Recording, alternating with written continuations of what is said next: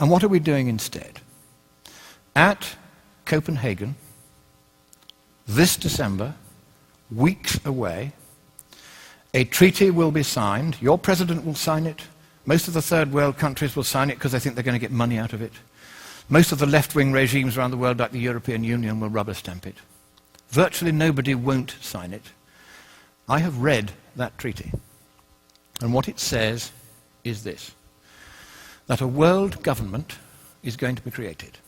The word government actually appears as the first of three purposes of the new entity. The second purpose is the transfer of wealth from the countries of the West to third world countries in satisfaction of what is called coyly a climate debt, because we've been burning CO2 and they haven't, and we've been screwing up the climate. We haven't been screwing up the climate, but that's the line.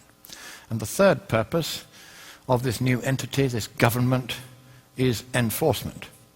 How many of you think that the word election or democracy or vote or ballot occurs anywhere in the 200 pages of that treaty? Quite right, it doesn't appear once. So at last, the communists who piled out of the Berlin Wall and into the environmental movement and took over Greenpeace, so that my friends who founded it left within a year because they'd captured it. Now the apotheosis is at hand.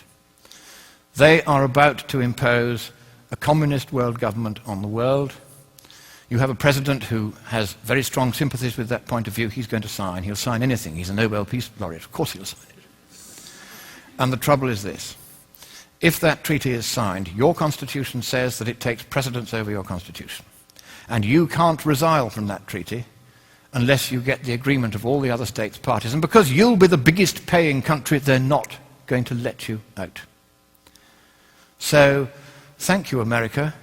You were the beacon of freedom for the world.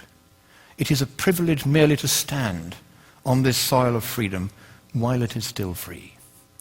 But in the next few weeks, unless you stop it, your president will sign your freedom, your democracy, and your prosperity away forever, and neither you nor any subsequent government you may elect will have any power whatsoever to take it back again. That is how serious it is. I have read the treaty. I've seen this stuff about government and climate debt and enforcement. They are going to do this to you, whether you like it or no. But I think it is here in your great nation, which I so love and I so admire. It is here that perhaps at this 11th hour, at the 59th minute and the 59th second, you will rise up and you will stop your president from signing that dreadful treaty, that purposeless treaty, for there is no problem with the climate, and even if there were, economically speaking, there's nothing we can do about it. So I end by saying to you the words that Winston Churchill addressed to your president in the darkest hour before the dawn of freedom in the Second World War. He quoted from your great poet Longfellow. Sail on, O ship of state. Sail on, O Union, strong and great. Humanity, with all its fears, with all the hopes of future years, is hanging breathless on thy fate.